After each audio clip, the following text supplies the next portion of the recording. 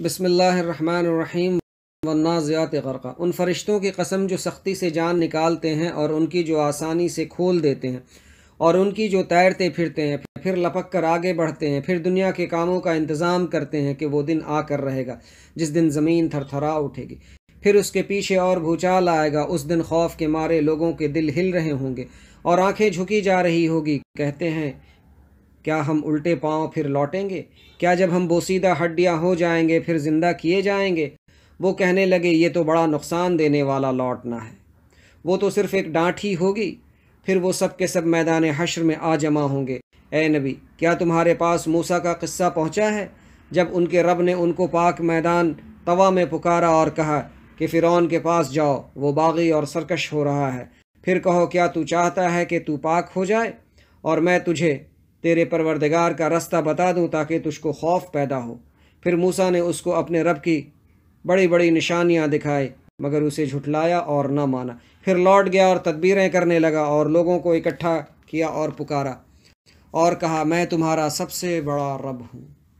تو پھر اللہ نے اس کو دنیا اور آخرت کے عذاب میں پکڑ لیا۔ بلا شبہ اس میں بڑی عبرت ہے اس شخص کے لیے جو اللہ سے ڈرے۔ کیا تمہارا بنانا مشکل ہے یا آسمان کا؟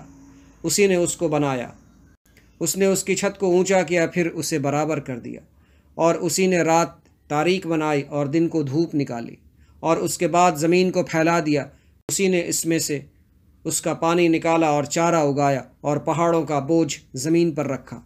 یہ سب کچھ تمہارے اور تمہارے چار پایوں کے فائدے کے لیے کیا۔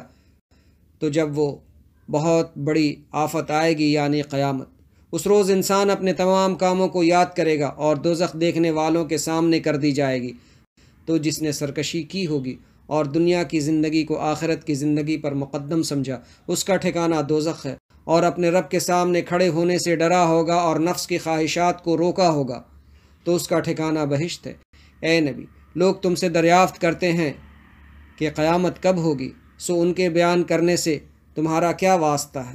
اس کا علم تو صرف تمہارے رب ہی کو ہے۔